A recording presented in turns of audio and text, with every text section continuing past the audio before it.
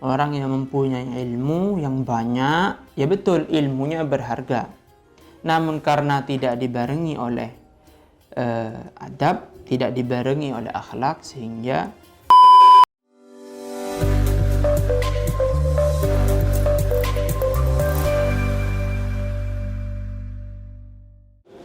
Assalamualaikum warahmatullahi wabarakatuh. Bismillahirrahmanirrahim. Alhamdulillahi rabbil alamin. Assalatu wassalamu ala asyrafil mursalin Sayyidina Muhammadin wa ala alihi wa sahbihi ajma'in. Wa la hawla wa la quwwata illa billahil aliyyil azim.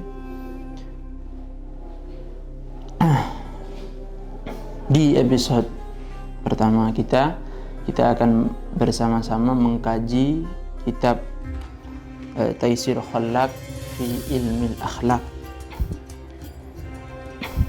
karya Syekh Hafidh Hasan Al-Mas'udi dari Al-Azhar Asy-Syarif. Baik, kita akan mulai. Bismillahirrahmanirrahim. Qala al-mu'allif rahimahullah, nafa'ana bihi bi'ulumihi fid dharain amin. Bismillahirrahmanirrahim. Muqaddimatun. Alhamdulillahil karimil khallaq, wassalatu wassalamu ala sayyidina Muhammadin al-mab'uthi litatmimi makarimil akhlaq wa ala alihi wa ashabihi ma jara qalamut talkhisi wal bayani ala safahatil awraq. Bismillahi, kelawan nyebut asmane Allah Ar-Rahmani, nyatane zat kang rahmat ing dalam dunia akhirat. Ar-Rahimi, nyatane zat kang rahmat ing dalam akhirat. Muqaddimatun utawi iki ku muqaddimah. Alhamdu utawi sekabehane puji lillahi ku tetep kadue Allah Al-Karimi, nyatane zat kang atau Al-Karimi kang loman, zat kang loman. Al-Khallaqi, nyatane zat kang akeh nyiptaaken makhluk. Wassalatu utawi sholawat utawi rahmat ta'zim, tambah rahmat ta'zim, wassalamu lan keselamatan ala sayyidina iku tetep ing atase Gusti kita, nyatane Muhammadin, Kanjeng Nabi Muhammad, al-mab'uthi kang den utus litatmimi makarimil akhlaqi, karana nyampurnaaken pira-pira akhlak, pira-pira pekerti kang mulya. Wa ala alihi lan ing atase keluargane Kanjeng Nabi Muhammad, wa ashabihi lan pira-pira sahabate Kanjeng Nabi Muhammad, majara dalam selagine lumaku apa qalamut talkhisi, pene talkhis, artinya kitab kang ringkes, wal bayani lan kitab kang martelaaken ala safahatil awraqi ing atase pira-pira halamane, pira-pira lembaran. Bismillahi, dengan menyebut nama Allah Ar-Rahmani yang maha rahmat, baik itu di dunia ataupun di akhirat. Di dunia ini umum, baik rahmat Allah kepada orang mukmin atau rahmat Allah kepada orang kafir. Ar-Rahimi, ini zat yang artinya zat yang rahmat di akhirat. Ar-Rahim ini adalah rahmat Allah di akhirat yang khusus kepada orang-orang mukmin, karena orang-orang kafir di akhirat ini tidak akan mendapat rahmat Allah, malah akan mendapat murkanya Allah Subhanahu wa taala. Muqaddimatun, Muqaddimatun ini artinya adalah pendahuluan. Muqaddimah biasanya terbagi menjadi dua, ada muqaddimatul kitab, ada memang muqaddimatul ilmi. Jadi kalau muqaddimatul kitab berarti kata pengantar dari musannifnya tentang kitab tersebut. Biasanya diisi cerita mengapa musannifnya menulis kitab tersebut.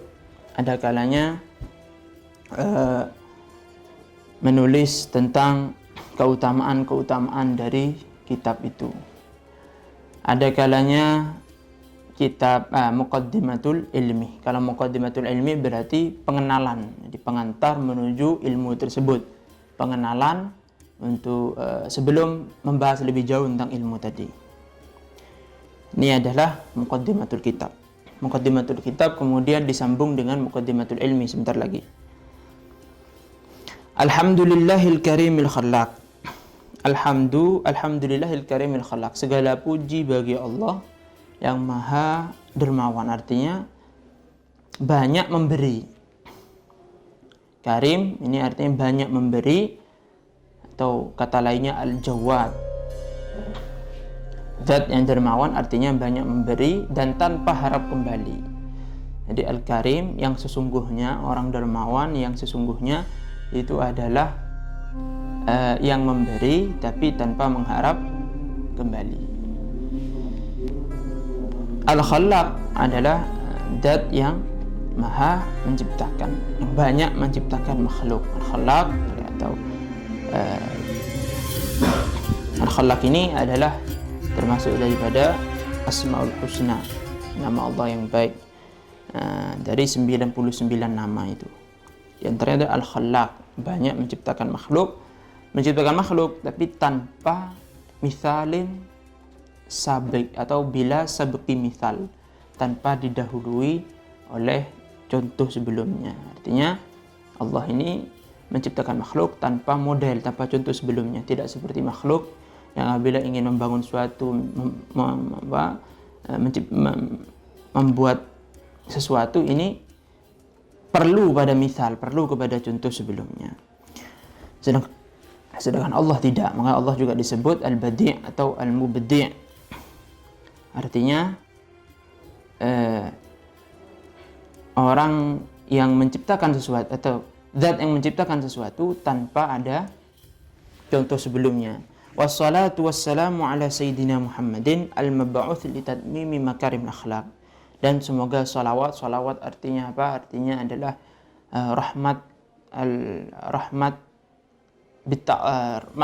al-maqruna bit-ta'zim. Di rahmat yang dibarengi dengan ta'zim. Ini rahmat yang salat yang diartikan rahmat al-maqruna bit-ta'zim ini salat minallah. Jadi salat dari Allah untuk Kanjeng Nabi ini apa? Itu adalah ar-rahmah al-maqrunah bit-ta'zim. Sedangkan salawat dari malaikat adalah istighfar. Kemudian salawat dari anak Adam, dari manusia, ini adalah doa. Wassalamu, dan semoga keselamatan. Keselamatan, apa artinya salam dalam salawat dan salam? Apa yang dimaksud dengan salam di sini? Salam, ada banyak pendapat di kalangan ulama mengenai apa yang dimaksud dengan salam. Di antaranya mengartikan bahwa salam ini adalah ta'minuhu sallallahu alaihi wasallam mimma yakhafuhu ala ummatihi. Jadi memberikan rasa aman kepada Kanjeng Nabi dari hal yang ditakutkan oleh Nabi untuk umatnya. Jadi Kanjeng Nabi ini punya rasa kekhawatiran tentang umatnya, khawatir begini. Nah, kemudian Allah memberikan takmin, memberikan rasa aman kepada Kanjeng Nabi dari hal-hal yang beliau takutkan untuk umatnya. Demikian, ada yang mengartikan demikian. Karena kalau salam yang diartikan keselamatan Kanjeng Nabi, ya di akhirat, maka salam ini, keselamatan Kanjeng Nabi ini sudah hasil sebab Nabi ini maksum, kan begitu, maksum, terjaga dari segala dosa ataupun segala kesalahan. Ala Sayyidina Muhammadin, pada junjungan kita, pada pemimpin kita Sayyidina Muhammad.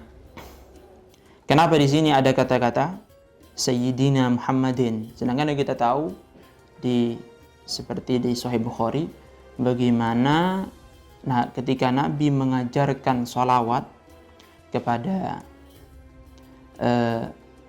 para sahabat, beliau tidak menggunakan kata-kata Sayyidina, Tapi yang pasti kita sebagai umatnya Kanjeng Nabi perlu untuk adab, perlu untuk ta'addub, perlu untuk melaksanakan adab. Agar apa? Agar kita ini tidak termasuk orang-orang yang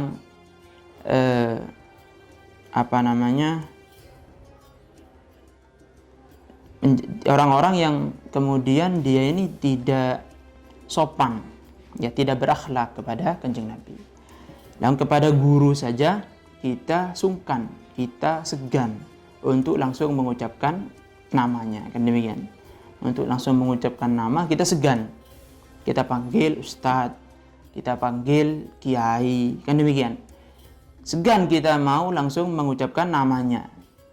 Nah, ini Kanjeng Nabi ini sayyidul khalqi ajma'in, sayyidul mursalin.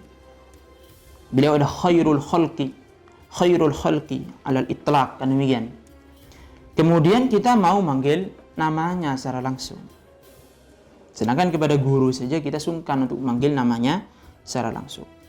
Bahkan di dalam Al-Quran saja Allah tidak pernah memanggil Kanjeng Nabi dengan namanya secara langsung. Ya Muhammad, tidak ada. Tapi yang ada adalah ya Yuhan Nabi, kan demikian. Gelarnya. Jadi Allah memanggil Kanjeng Nabi dengan gelar beliau. Baik. Al-mab'us li tatmimi makarimil akhlaq. Nabi yang diutus untuk apa? Li tatmimi makarimil akhlaq, untuk menyempurnakan akhlak-akhlak yang mulia. Ini artinya apa? Akhlak-akhlak yang mulia ini sebelum terutusnya Kanjeng Nabi sudah ada. Akhlak-akhlak yang mulia sudah ada dan diajarkan. Namun masih belum sempurna, dan barulah disempurnakan oleh Kanjeng Nabi Muhammad sallallahu alaihi wasallam dengan terutusnya beliau. Wa ala alihi wa ashabihi, dan juga semoga tercurahkan salawat dan salam tadi kepada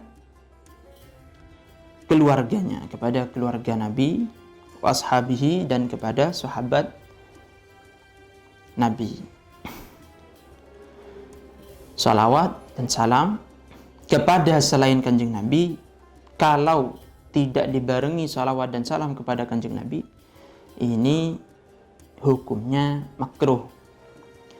Sehingga bisa tidak berhukum makruh bagaimana? Kalau orang yang selain Kanjeng Nabi ini tabi atau ikut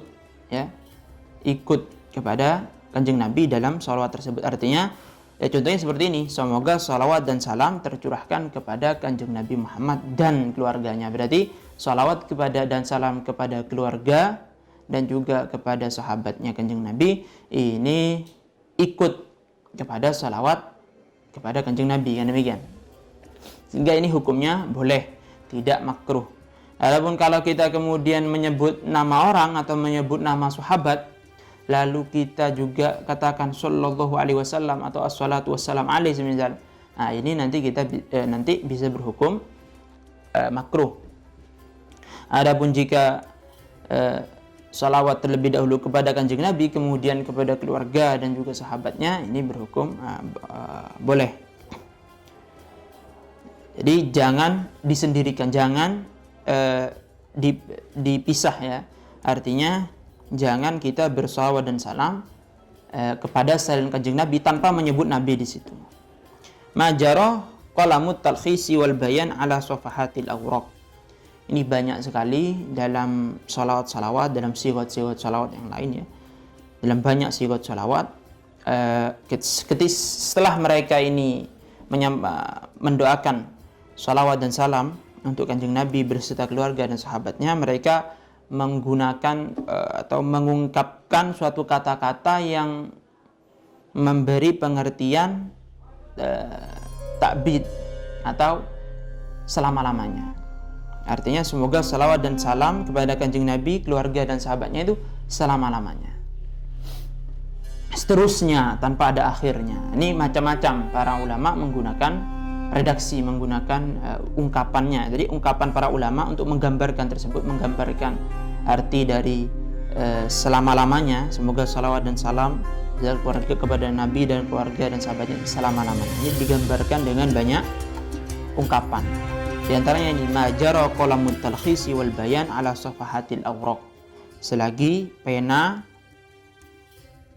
yang menulis kitab talkhis, yang menulis kitab ringkasan, wal bayan, dan yang menulis kitab bayan. Kitab bayan berarti kitab syarah yang menjelaskan kitab yang diringkas. Ala safahatil awraq, di atas lembaran-lembaran kertas. Ya. Di atas lembaran-lembaran kertas. Artinya apa? Semoga salawat dan salam tadi tercurahkan kepada Kanjeng Nabi selama-lamanya, tidak ada ujungnya, tidak ada akhirnya. Ya, baik, demikian. Amma ba'du anapun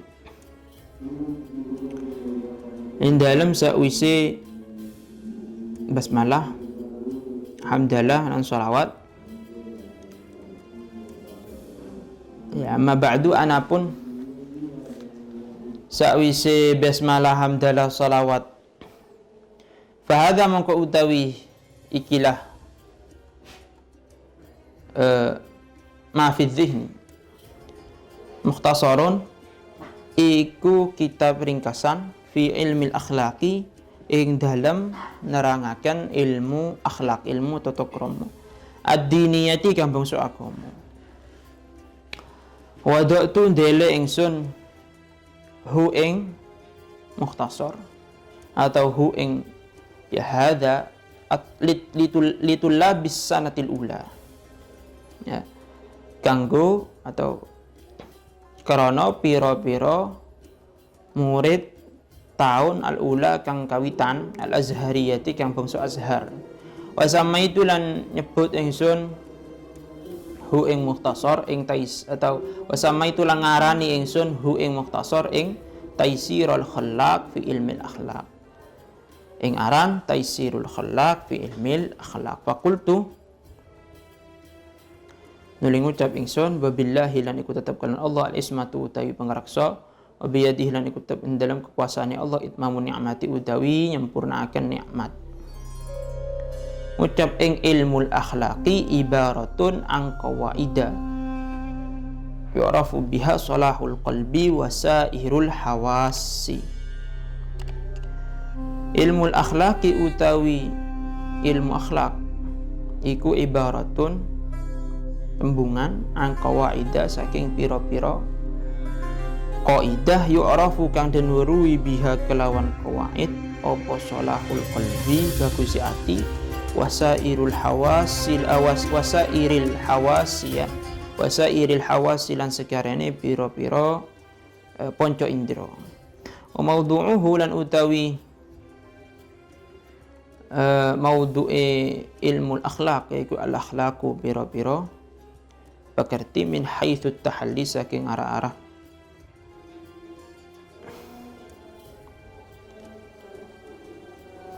mais-mais bi mahasiniha kelawan pira-pira kebagusane akhlak. Wa takhalli lan nyepiaken angqabaiha saking pira-pira kaulawane akhlak atau ele-ele akhlak. Wa thamaratuhu utawi woi ilmul akhlak salahul qalbi ku bagus ati wa sairil hawasi lan sekarene pira-pira pekerti pira-pira panca indra fi dunya ing dalam dunya wal fauzu lan merkoleh bi'alal maratibi kelawan luwih dukure atau paling dukure piro-piro tingkat fil akhirati ing dalam akhirah. Amma ba'du, setelah saya menyebut basmalah, hamdalah, salawat dan salam. Amma ba'du ini juga diistilahkan dengan faslul khitab, yang memisah antara basmalah, hamdalah dan salawat, dan yang dimaksud daripada penulisan kitab itu, atau yang dimaksud dari ucapan itu. Maka disebut faslul khitab. Ada yang mengatakan bahwa yang pertama kali mengucapkan amma ba'du dalam khutbahnya itu adalah Nabi Dawud alaihissalam. Hingga kemudian seterusnya ini menjadi adat, menjadi kebiasaan dengan mengucap amma ba'du. Fahadha mukhtasarun fi ilmi al-akhlaq ad-diniyah. Ini artinya yang akan saya tulis ini adalah ringkasan mengenai ilmu akhlak ad-diniyah, ilmu pekerti agama. Wada'tuhu litullabis sanatil ula al-azhariyah. Saya menulis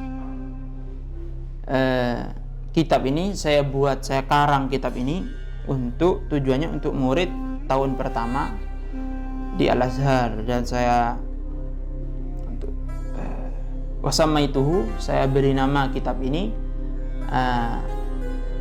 Taisil Khallaq fi Ilmil Akhlaq. Apa artinya Taisil Khallaq? Allah yang maha khalaq, yang maha menciptakan makhluk, jadi kemudahan, memberikan kemudahan.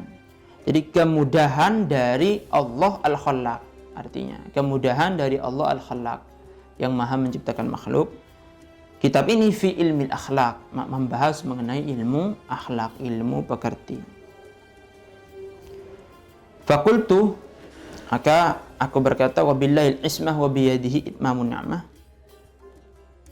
dan hanya pada Allah lah, hanya pada kekuasaan Allah lah ismah itu, penjagaan itu, wa biyadihi itmamun ni'mah, dan hanya dimiliki Allah itmamun ni'mah. Jadi itmamun ni'mah dan ismah artinya itmamun ni'mah, kesempurnaan nikmat, dan juga ismah, penjagaan, ya, penjagaan dari segala gangguan, dari segala bahaya, itu hanya dimiliki, hanya dikuasai oleh Allah. Ini hanya mu'taridah saja. Jadi suatu kalam yang memisah antara amil dan ma'mulnya. Di sini ada fakultu, ini fi'il. Kemudian maf'ulnya adalah ilmul akhlak. Jadi aku berkata bahwa ilmul akhlak ibarah. Jadi beliau akan memulai membahas tentang muqaddimatul ilmnya. Muqaddimatul ilm. Jadi muqaddimah ilmu daripada ilmu akhlak. Kemudian di tengah-tengahnya dipisah dengan wabillahil ismah wa biyadihi itmamun ni'mah, hanya dengan Allah lah, hanya di kekuasaan Allah lah ismah, penjagaan, begitu juga itmamun ni'mah, kesempurnaan nikmat. Baik, ini sekarang kita akan memulai membahas tentang muqaddimatul ilm, muqaddimah ilmu dari ilmu akhlak. Pertama-tama kita harus faham terlebih dahulu apa itu ilmu akhlak. Jadi ta'rifnya, definisinya. Ilmu akhlak adalah ibaratun an qawaida yu'rafu biha salahul qalbi wa sairul hawas. Ilmu akhlak adalah suatu ungkapan. Jadi kata-kata ilmu akhlak ini adalah ungkapan yang berarti qawaida yu'rafu biha salahul qalbi wa sairul hawas. Jadi suatu ungkapan mengenai kaidah-kaidah yang dengan mengetahui kaidah tadi itu, ya, dengan mengetahui kaidah tadi itu kita tahu bagaimana cara agar merawat hati, agar menjadikan hati ini baik, dan juga begitu juga sairul hawas, anggota atau panca indera yang lain. Itu yang dimaksud dengan ilmu akhlak. Wa maudhu'uhu, objek pembahasan daripada ilmu akhlak apa? Al akhlak min haitsu tahalli bi mahasiniha wa takhalli an qabaiha. Jadi menghias diri, tahalli menghias diri dengan kebaikan, dengan akhlak yang baik, dan menjauhkan diri, mengosongkan hati dari akhlak yang buruk. Karena itu akhlak ini tidak selalu baik. Akhlak itu ada kalanya baik, husnul khuluq, ada kalanya sayyi'ul khuluq. Ada hasan khuluq, ada sayyi'ul khuluq. Ada akhlak yang baik, ada akhlak yang buruk. Oleh karena itu kita harus mengenali ciri-ciri akhlak yang baik agar kita bisa mengikutinya, agar kita bisa menerapkannya dalam diri kita. Kita juga perlu untuk memahami bagaimana itu akhlak-akhlak yang buruk untuk kita jauhi dan kita hindarkan dari diri kita, dari hati kita. Wa samaratuhu salahul qalbi wa sa'il hawas. Ini buah faedah dari mengetahui ilmu akhlak. Apa faedah atau apa buah daripada mempelajari ilmu akhlak? Buah dari mempelajari ilmu akhlak adalah salahul qalbi. Ya, baiknya hati. Ketika hati ini sudah baik, ya otomatis wasail hawas. Begitu juga panca indera yang lain, anggota badan lain. Ini juga ikut baik. Jadi tergantung kepada hatinya, segala sesuatu tergantung kepada hatinya. Kalau hatinya orang tadi itu baik, maka otomatis yang lainnya juga ikut baik. Karena qalb ini adalah kepala, ya. Kepala, bagaikan kepala dari jasad. Fit dunya, jadi baik fit dunya, di dunia, setelah mati, dan di akhirat nanti fauz bi a'lal maratib fil akhirah, bisa mendapatkan derajat yang tinggi di akhirat.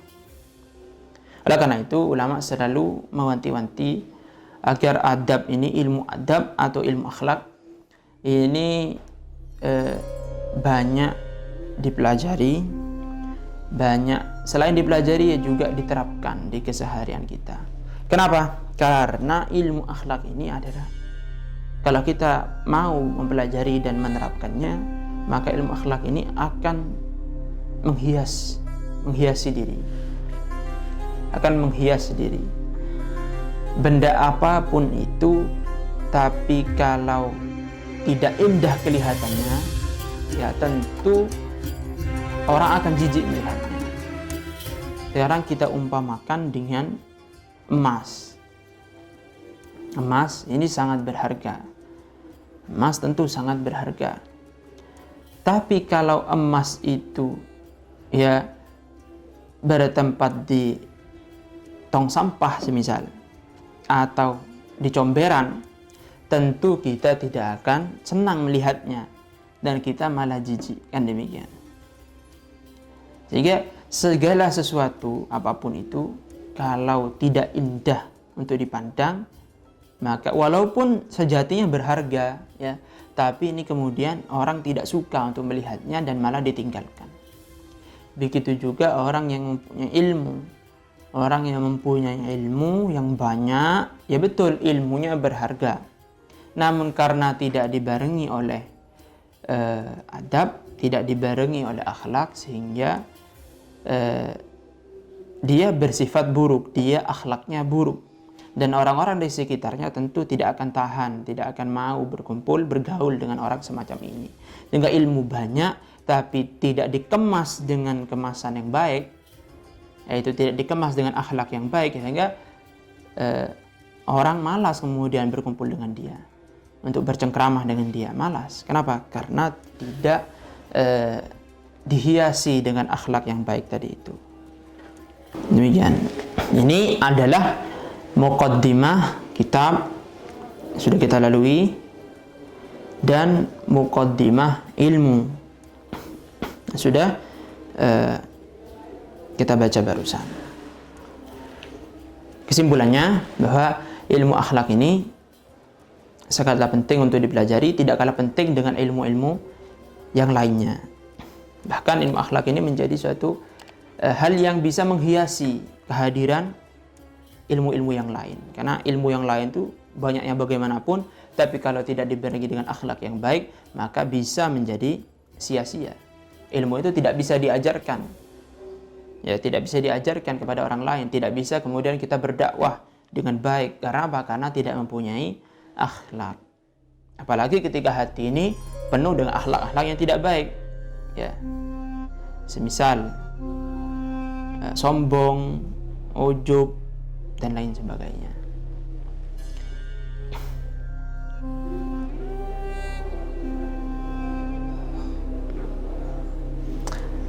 Bahkan sebagian ulama ini menjelaskan bahwa dari saking pentingnya adab, ya, dari saking pentingnya adab, sebagian ulama salaf ini pernah berwasiat, berpesan kepada anaknya, ya bunayya, ij'al ilmaka milhan. Jadi jadikanlah ilmu kamu ini bagaikan milih, bagaikan garam. Wa adabaka daqiqan.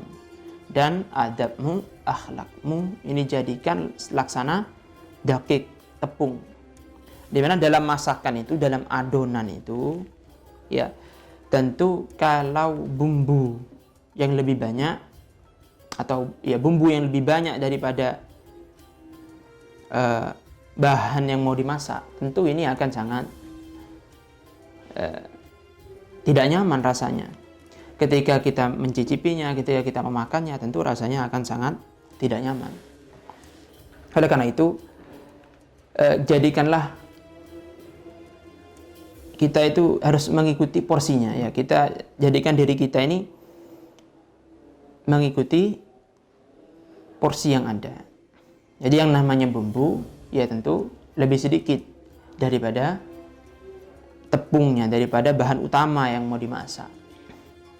Begitu juga kalau kita belajar. Kita belajar ini, pilihlah ilmu yang sangat bermanfaat untuk kita. Jadi ilmu yang kita sangat butuhkan untuk keselamatan kita, bukan saja di dunia, tapi juga keselamatan kita di akhirat. Demikian. Adapun adab, jadikan seperti daqiq, jadikan seperti tepung. Yang mana tepung ini adalah bahan utama. Ya, bahan utama kalau kita mau memasak sesuatu. Artinya, jadikanlah adab ini bukan hanya dipelajari tapi dipraktikkan sampai kemudian menjadi karakter dari diri kita. Jadi selain di situ ada ilmu, kita belajar ilmu yang kita butuhkan, yang paling bermanfaat untuk kita sampai di akhirat nanti. Jadikan juga akhlak ini menjadi karakter. Jadi kita usahakan agar akhlak ini menjadi karakter, menjadi tabiat, menjadi kebiasaan, ya, menjadi kebiasaan dari kita. Karena akhlak ini percuma kalau tidak diterapkan, ya menjadi sia-sia. Oleh karena itu akhlak ini diterapkan sebaik-baiknya. Kemudian kita biasakan. Dengan kita terbiasa, nanti secara tidak disadari akhlak akan menjadi karakter daripada diri kita. Baik, saya kira cukup untuk episode pertama kita membahas kitab Taysir Khallaq fi Ilmi Akhlaq. Kalau ada koreksi, disilahkan untuk sampaikan di kolom komentar di bawah. Kira cukup. Assalamualaikum warahmatullahi wabarakatuh.